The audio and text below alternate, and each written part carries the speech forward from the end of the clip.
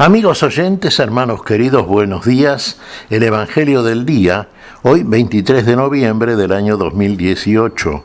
Aquí estamos Patricia y Miguel, este matrimonio cristiano, dispuestos a leer y comentar este Evangelio. Primero, la lectura, Patricia. Lectura del Santo Evangelio según San Lucas. En aquel tiempo entró Jesús en el templo y se puso a echar a los vendedores, diciéndoles: escrito está, mi casa es casa de oración, pero vosotros la habéis convertido en una cueva de bandidos. Todos los días enseñaba en el templo. Los sumos sacerdotes, los escribas y los notables del pueblo intentaban quitarlo de en medio, pero se dieron cuenta de que no podían hacer nada porque el pueblo entero estaba pendiente de sus labios. Palabra del Señor. Gloria a nuestro Señor Jesucristo.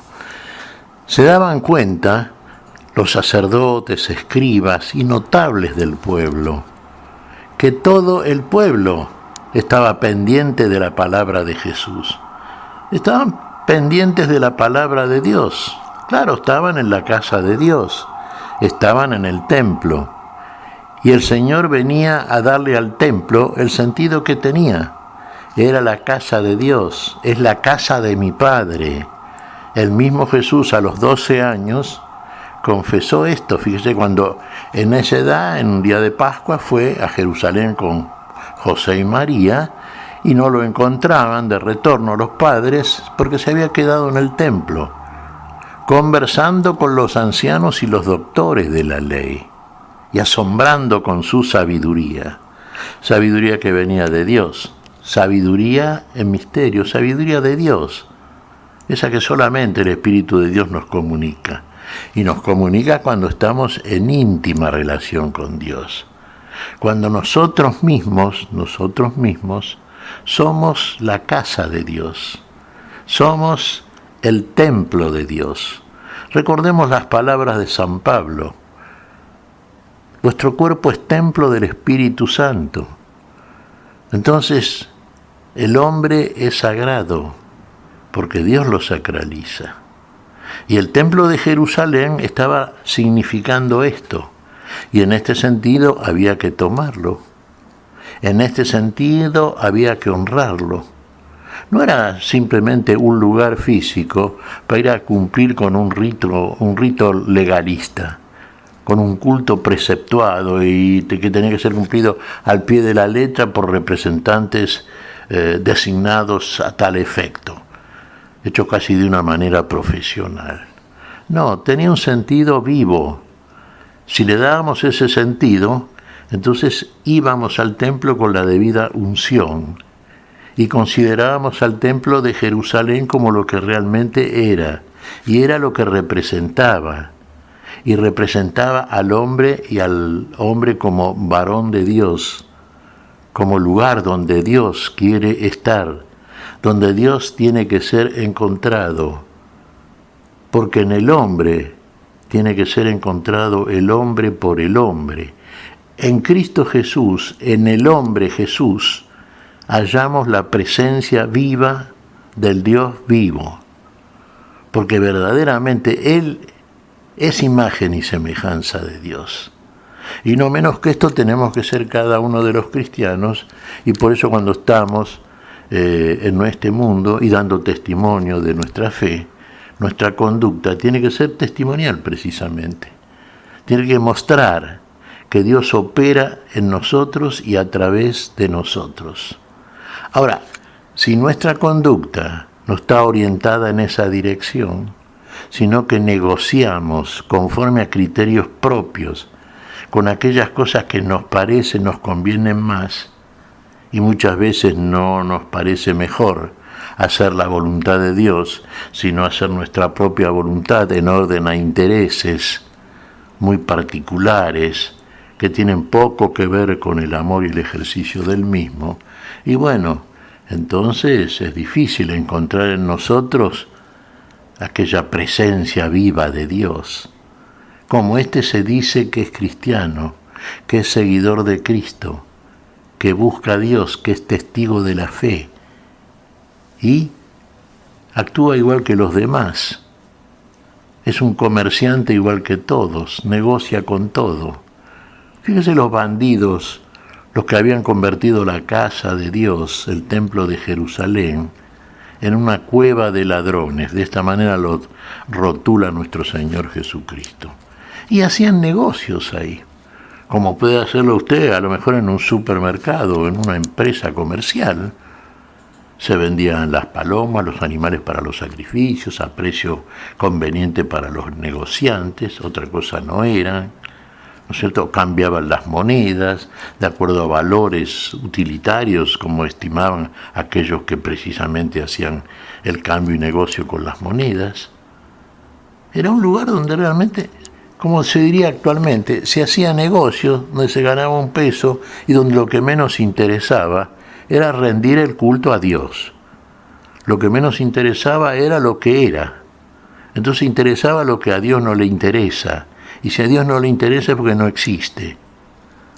No existe para la vida. Y no existía para la vida de todos estos negociantes que estaban en el templo. Los que habían convertido al templo de Jerusalén en cueva de ladrones. Y si decimos que nosotros somos templo del Espíritu Santo, ya el templo vivo, el verdadero templo, donde rendimos culto a nuestro Dios en el ejercicio concreto del amor a Dios y del amor al prójimo, y de repente incurrimos en actitudes, conductas que se repiten, no esporádicas, a través de las cuales mostramos que lo que nos interesa prioritariamente no es el culto a Dios, no es rendirle adoración al Dios vivo, no es estar verdaderamente unido a Dios cuando lo único que nos importa es precisamente las cosas de Dios y las cosas de Dios en nosotros y para nosotros. Cuando no buscamos el reino de los cielos y su justicia, sino que buscamos otra cosa, a lo mejor otro reino y otro tipo de justicia. Los celotas del tiempo de Jesús, por ejemplo, tenían sí una voluntad y una vocación patriótica y ponían en primer lugar los intereses de la nación, entendiendo que eso debía ser el hecho más importante en sus vidas. Inclusive poner la vida al servicio de la patria, como muchas veces se entiende. No solamente en Israel, por parte de todos aquellos muy nacionalistas. No, primero usted tiene que poner la vida al servicio de quien le da la vida. Y el único que le puede dar la vida a usted es Dios. Y dar la vida, como lo hizo nuestro Señor Jesucristo, puso la vida por todos, para que todos tengan la vida. Entonces usted su vida la tiene que dedicar al servicio de todos. Desde la palabra, que edifica al otro, desde la caridad, que es el gesto concreto y testimonial de que verdaderamente el amor de lo que habla usted está presente en usted, de que esa palabra que en usted configura el hecho primordial de su existencia es una palabra que usted la ha encarnado. Usted es templo vivo entonces del Dios al cual dice adorar y del cual dice dar testimonio y del cual habla, y utilizando la misma palabra de Dios. Eso es rendir culto a Dios. No ir a un templo físico, que está así, como en el caso del templo de Jerusalén, representando el lugar de culto y adoración al Dios, en el cual usted muestra públicamente un hecho que puede ser fortuito, ocasional, que puede ser regular también. A lo mejor hay gente que como muchas veces dice, yo voy todos los días a misa y por eso cumplo. No, usted cumple si ama. Usted cumple si obra la voluntad de Dios.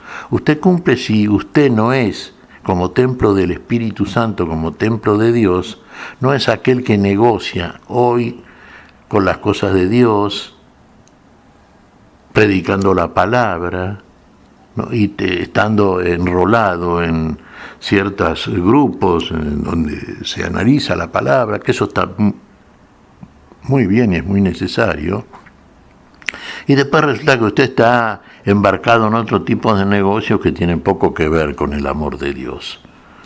Entonces ese es el culto suyo, no, usted mezcla las cosas de Dios con las cosas que no son de Dios. ¿Y qué tiene que ver entonces una cosa con la otra? En definitiva, ¿a quién quiere servir usted? ¿A Dios o a las riquezas? ¿De quién es adorador? O a lo mejor ni de uno ni del otro, plenamente. Dios es un Dios que exige devoción exclusiva. Dios no se reparte con otros, porque no hay otros dioses. Y en tanto usted encuentra en su existencia algo equivalente a Dios o a la importancia que Dios tiene en su vida, entonces usted está creando el culto o está desarrollando el culto a un ídolo. Y eso lo ofende a Dios, es lo que más lo ofende.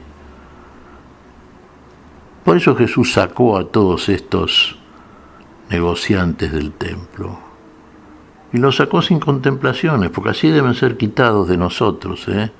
Quite de usted todo espíritu que está en oposición a la palabra de nuestro Dios. Y es fácil advertir, cuando usted hay costumbres, tendencias, hábitos que no son los que hacen a la voluntad de Dios. Tiene que sacarlos, como lo sacó Jesús a los mercaderes del templo. Es lo que Dios espera de usted. ¿Qué te parece, Patricia?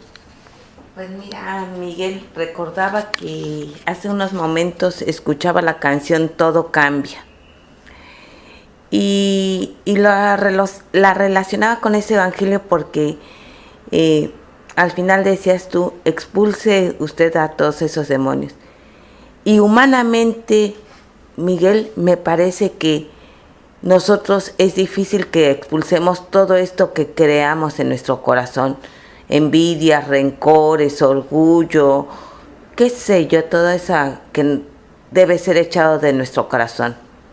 Y el único que lo puede hacer es el Señor. Así como hizo el látigo para sacar a los vendedores de palomas, a los que cambiaban, ahí tenían el dinero, así Él es el único que puede quitar de nuestro corazón todo ese barro que ensucia, que lo ensucia, que no permite que sea un lugar limpio donde reine el Señor. Estamos por terminar el año litúrgico y celebrar la fiesta de Cristo Rey. Y cada día que nosotros despertamos es un día más para pedirle al Señor, Señor, quita de mí esto que afea mi corazón y que no me permite tenerte de lleno en Él. Y Él lo hará. Lo único que pide de nosotros, como lo pidió a la Virgen María, es un sí. Así de poquito nos pide para que Él obre en nuestro corazón y pueda ser templo del Espíritu Santo. Efectivamente, Patricia. Y la apelación a Dios. En Dios tenemos siempre el lugar y aquel que nos puede ayudar a hacer lo que Dios quiere en nosotros y lo que debemos querer nosotros en Dios, por Dios y por amor a Dios, y verdaderamente queremos rendir el verdadero culto en el amor que Dios merece y exige de parte de nosotros. Es la demanda del Dios del amor. ¿Y es posible? Sí, para con Dios todo es posible. Y en Él todo lo podemos, pero depende también del nivel de unidad que tengamos con Dios, de nuestra obediencia. Vos citabas el caso de la Virgen. Sí, una cualidad mariana es la obediencia, y debe ser una cualidad propia de la fe en nosotros también. Obedecer a Dios, la palabra, el consejo, y Dios quitará de nosotros, no sin nuestra colaboración, sin nuestra entrega plena, todo aquello que, bueno, como hemos mencionado, lo mencionabas, sí, sea lo que llamamos el pecado, ¿no es cierto? Toda la mentira, la envidia, el fraude, la fornicación, todas aquellas cosas que Dios no quiere para la vida porque no son de la vida. ¿Qué te parece si agradecemos al Señor? Muy bien, Miguel. Te damos gracias, Padre Celestial, en el nombre santo de nuestro Señor Jesucristo. Te damos gracias, Padre, te pedimos perdón por nuestras faltas. Señor, pedimos tu Espíritu siempre, pedimos tu bendición, pedimos tu espíritu de amor, de entrega, de obediencia plena, para obrar precisamente esa tu voluntad, ser verdaderamente templo tuyo, Señor. Y lo pedimos en tu nombre, por Jesucristo, Señor nuestro. Amén y amén. Amén.